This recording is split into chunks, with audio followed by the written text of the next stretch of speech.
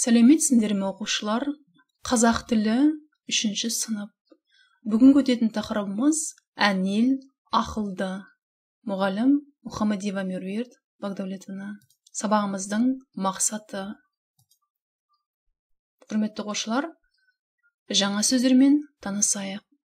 Әрқашан, шула, бөліс, сыпайы. Дұрыс айт. Бұл сөздерді дұрыс айтуға дағдыланамыз. Произнеси правильно.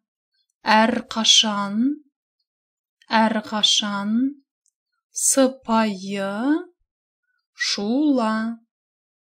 Сыпайы, вежливая, ақылды, умная. Оқылым тапсырмасы.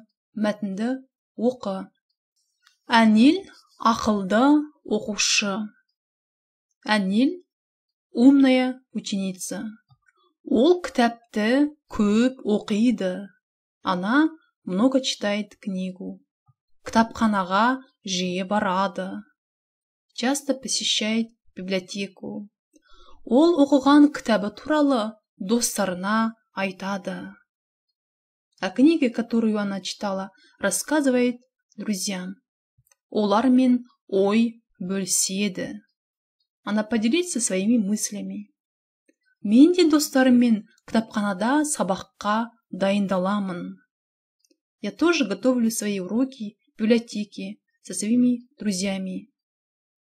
Кітапханада қатты сөйлеуге, шулауға болмайды. В библиотеке нельзя громко говорить и шуметь. Әнел ақылды оқушы. Ол кітапты көп кітаптар оқиды. Жақсы балалар. Мәтін бойынша сұраққа жауап береміз. Отвечаем на вопросы. Әнел қандай?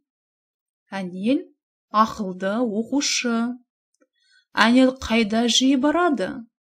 Әнел кітапханаға жиі барады. Ол нені көп оқиды? Әнел кітапты көп оқиды. Кітапханада не істеуге болмайды? Кітапханада қатты сөйлеуге және шулауға болмайды. Бұл әнел. Әнел кітапты көп оқиды. Әнел ақылды. Әнел сыпайы. Келесі тапсырма жазылым тапсырмасы. Жақшаны ашып, қажетті сөздерді жазамыз. Запишите предложение, раскрывая скобки. Мысалы, мен достарыммен кітапханаға отырамын, жинаймын, барамын. Дұрыс нұсқаны тауып жазамыз. Сау болыңдар балалар. Келесі кездескенше.